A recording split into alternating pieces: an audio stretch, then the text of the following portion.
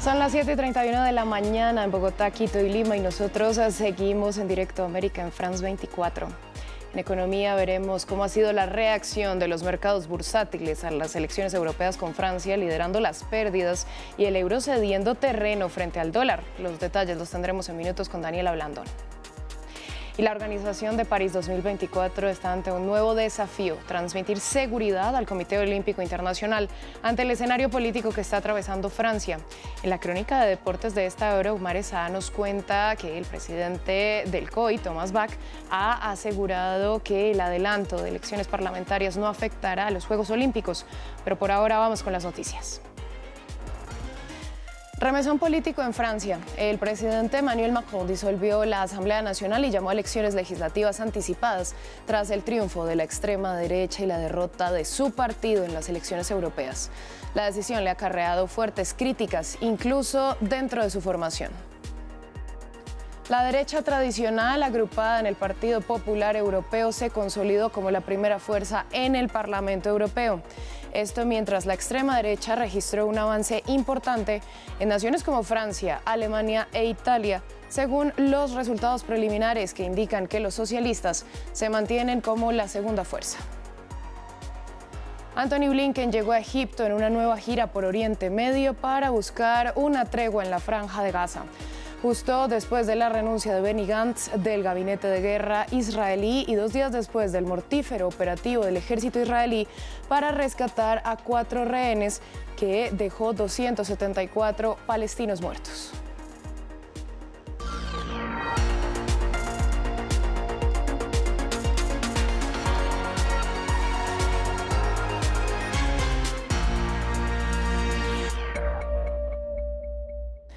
Comenzamos en Francia, donde hay múltiples reacciones después de la decisión del presidente Emmanuel Macron de disolver la Asamblea y convocar elecciones legislativas anticipadas tras la debacle de su partido en las elecciones europeas del domingo, en las que la formación de ultraderecha, Agrupación Nacional, fue la más votada con el 31%, mientras que el Partido Renacimiento de Macron obtuvo menos del 15%.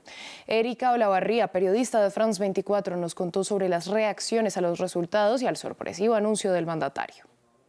Esta mañana ha habido un leve desfile de políticos, de diputados y diputadas que han venido a buscar sus cosas y a ponerse en campaña. Muchas reacciones. Vamos a comenzar por la izquierda. Desde anoche ya lo habíamos anunciado, la Francia insumisa, pero también los socialistas, ecologistas, comunistas empezaron a llamar a una alianza, a un frente popular de izquierda, pero claro, no va a ser fácil ese frente, ya que por una parte Emmanuel Bompard de la Francia insumisa, como lo había dicho también Jean-Luc Mélenchon anoche, intenta imponer el programa que tenía la NUPES. Recordemos esa alianza de izquierda que salió de las legislativas del 2022. Hoy los ha invitado a todos esos partidos a conversar esta tarde, pero sobre todo desde el Partido Socialista, que de hecho fue más votado que la Francia insumisa en estas europeas, dicen que no va a ser tan simple, que ellos no van a adherir a todas las ideas de la Francia insumisa ni al discurso de Jean-Luc Mélenchon, sobre todo porque tuvieron muchos problemas durante esa alianza, sobre todo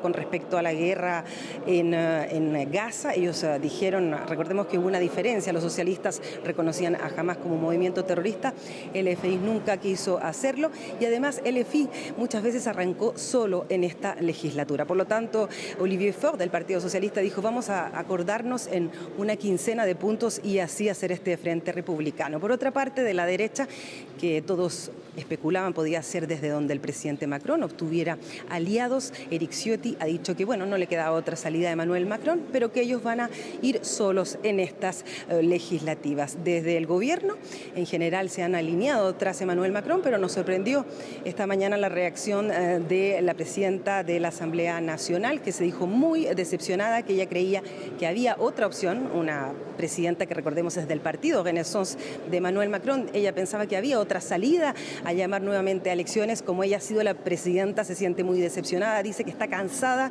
de los políticos que se echan la culpa entre ellos y que no asumen. Ella pensaba que podía haber una alianza, otra opción a esta tan radical de llamar a elecciones legislativas anticipadas, sobre todo que ella se enteró apenas anoche, como también lo hizo el primer ministro Gabriel Attal, se enteró de los últimos. Y dicen que él había incluso, se especula, presentado su renuncia anoche al presidente Emmanuel Macron, que la habría rechazado. Hablamos ahora de los resultados generales de las elecciones europeas. La extrema derecha ganó fuerza en la política comunitaria, pero menos de la que apuntaban las encuestas, mientras la derecha tradicional sigue dominando y los socialistas se mantienen segundos. Unos resultados que ya tienen consecuencias en varios países de Europa. Conectamos en Bruselas con Esther Herrera, corresponsal de France 24. Esther, ¿cuáles son las grandes tendencias de estas elecciones?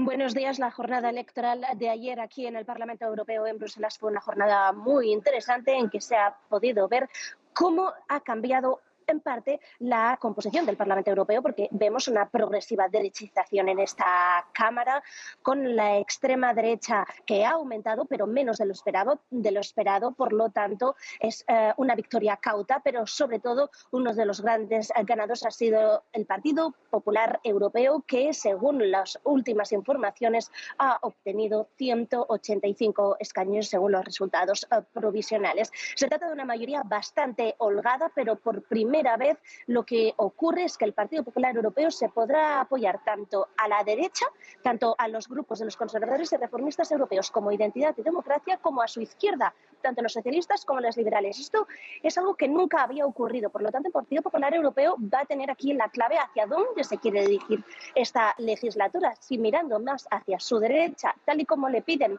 los grupos de extrema derecha, o seguir con esta gran coalición que siempre es la que se había apoyado el Parlamento Europeo, mirando hacia los socialistas, hacia los liberales, para llevar a cabo y para poder votar las grandes legislaciones de la Unión Europea. Aún así, lo más importante es que también las fuerzas proeuropeas siguen aguantando a pesar del embiste de las fuerzas de extrema derecha, aunque pinchan el grupo de los verdes y los liberales, justamente dos grupos que además han reducido su presencia en el Parlamento Europeo en países donde la extrema derecha ha subido, como en Francia o también en Alemania. Así que esto es interesante, ver cómo va a actuar el Parlamento Europeo. Aún así, el Partido Popular Europeo tiene que decidir hacia dónde va a ir esta legislatura. Muy probablemente en las grandes legislaciones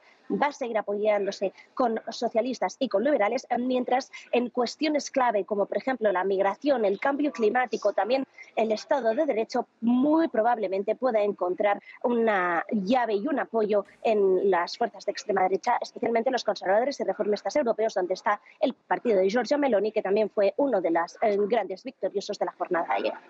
Esther, ¿qué consecuencias tiene este aumento de la extrema derecha? ¿Complica las opciones de Ursula von der Leyen de seguir a la cabeza de la Comisión?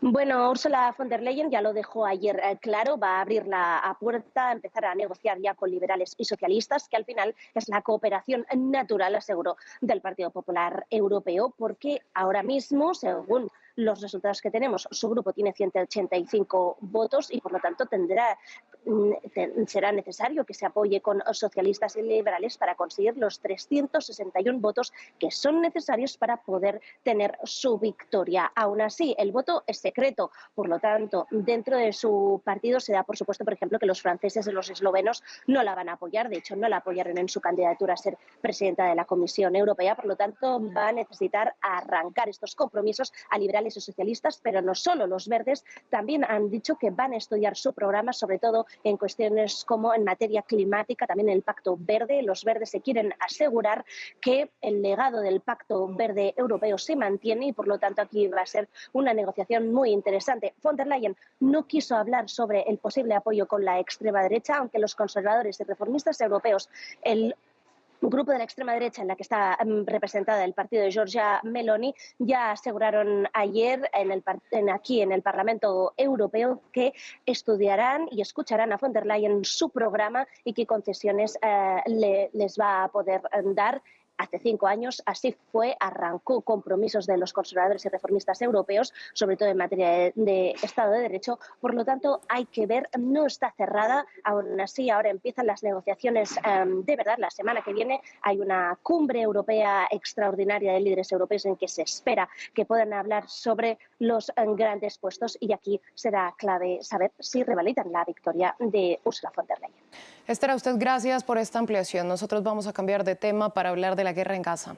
El secretario de Estado de Estados Unidos, Antony Blinken, aterrizó en El Cairo en una nueva gira en la que busca un cese de hostilidades en la franja.